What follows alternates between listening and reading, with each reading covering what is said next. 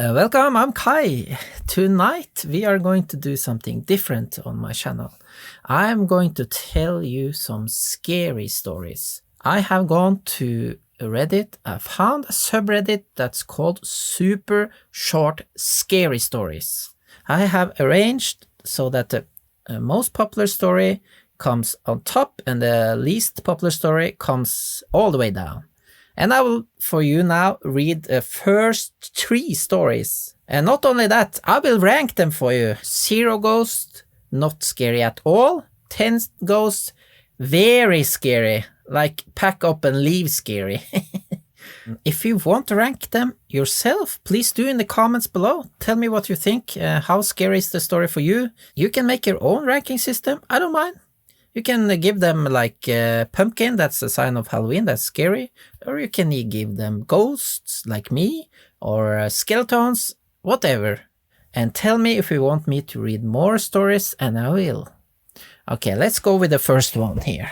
This was posted by Pansik 2 years ago, and it gotten almost 15,000 upvotes. So this should be a good one. And it's called My Family. I died 8 years ago. It wasn't particularly tragic or unusual, just a car accident. I don't blame the man who hit me. He was speeding because his wife was in labor and there was black ice on the road. He lost control of the car and I lost my life. It's not his fault, I know that. I'm not cruel, I'm not vengeful. If anything, I'm the opposite. You see, I don't have any family left, and I have lost my few friends around that time. When it was the time for my funeral, the only people who came was my boss and the family who killed me. The wife held her newborn daughter close to her chest. I hated my boss, and the cemetery was awfully lonely, so I followed the family home. Ooh. Lily may as well have been my own flesh and blood. She was sweet and bright and oh, so very small. She had trouble sleeping if someone wasn't rocking her crib, and her parents were so tired. After I put her to bed, it was easy for me to rock her crib for her. I didn't get tired. I could help her. As the years passed, Jack and Laurie realized that they weren't alone in the house. It didn't take long from there to make a connection between my funeral and when I had showed up. And I'd never been malevolent, so they weren't afraid or angry. They started to burn candles on the anniversary of my death day. They left an empty chair for meals and holidays. I really felt like a member of the family. Friendly ghost. Someone is trying to force the door. It's Laurie's ex. He's obsessive. He's angry. He's going to hurt the family. My family. The thing about ghosts is that the more offerings you get, the stronger you become. I'd been enjoying candles, trinkets, and even occasional food items for the past 5 years. I was strong from that. The knife feels warm in my hand. A shock of heat against the ice of my skin. Laurie, Jack, and Lily are my family.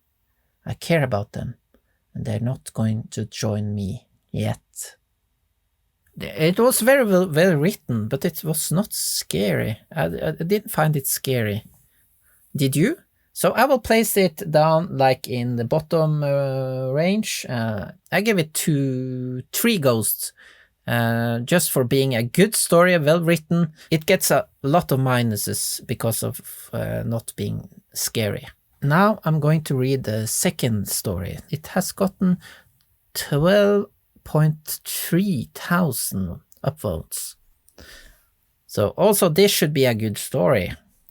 And it's called I Know When My Husband Is Cheating on Me. I know when my husband is cheating on me. It's funny, something like 60% of marriages end in infidelity. But you never think it will be yours. There are so many articles on it. How to tell, what signs to watch for. Is he spending too much time at the office or just working hard? Crappy episodes on daytime TV, some silly girl sobbing as it's all revealed.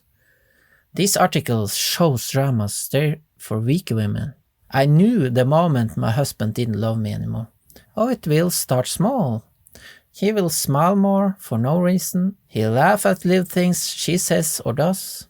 Things that he would have never in a million years found funny if you said them. And it only gets worse. His face will light up like a sun when he sees her. And he will see her. You can't stop it. She's everywhere in his life. Invasive.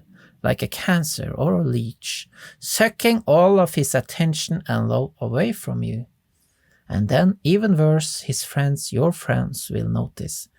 They'll tell you they never see him before like this. How happy he is.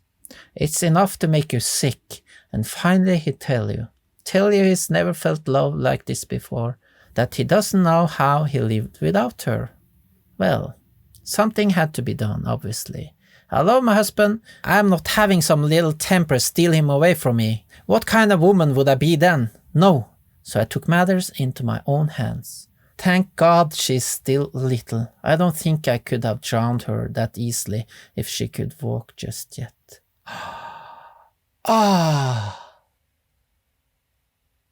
Oh man, that was spooky. That was so unexpected. That was so creepy and spooky. The hair is standing up on my back. Was she talking about her daughter? His daughter? Sick. That was scary. So this I agree on. This was a scary story. I will rate this high.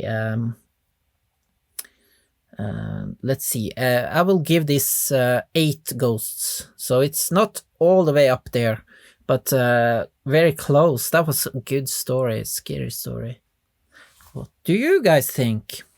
We have one more story to tell and one more story to rank.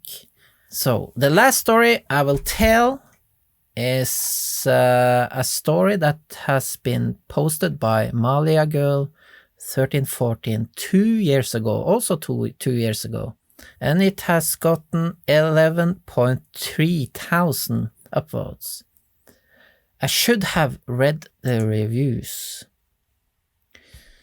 My girlfriend moved out 3 weeks ago. My cat Rook was really close to her, and now that she's gone, I can tell he's a bit lonely, especially when I'm at work. I came home a few times to my curtains ripped up or all the toilet paper in shreds. The last straw was when I came home after work late to find he had clawed a hole the size of a dinner plate into the side of the sofa. I decided I had to do something. I tried different toys, even catnip, but nothing worked. One night while browsing Amazon, I saw a pet camera. It's a tiny camera that records your pet on a live feed, so you can monitor their behavior while you're away. It even has an audio function so you can talk to them. To the cat. Sounded silly, but hey, I love my Fury, dude. So I bought it. I got overnight shipping and installed it immediately. I decided to set it up in my bedroom as that was where Rook dwelled most. My first day at work, I think I checked that camera 30 times. When I spoke into the microphone, Rook seemed to be happier, and I noticed there was no destruction around the house either. By day 4, I figured I'd solved the problem with Rook. That leads me to right now. About 30 minutes ago, I climbed in bed with Rook, ready to close my eyes, when my phone buzzed. A notification from the pet cam. I almost ignored it, sure I just triggered a thing. But I opened it anyway. What I saw made my grip tighten on the phone. Instead of a video of myself in a bed, I saw a man. Tall and gangly with pale skin and large eyes. He was moving into my room with exaggerated steps like a sneaking cartoon character. He got right up to the lens, so close I could almost smell his rotten breath, and he smiled. I immediately paused the video, terrified. I looked at the spot where the man should have been standing, but there was no one there. I went on to Amazon and found a pet cam and read the reviews, hoping for some weird glitch. It had to be a joke, right? The first dozen reviews were pretty standard, but it was the last that caused me to bolt upright. The customer complained that the camera was on time delay, sometimes as much as 15 minutes. I went back to the video and pressed, oh man. I can feel where this is heading.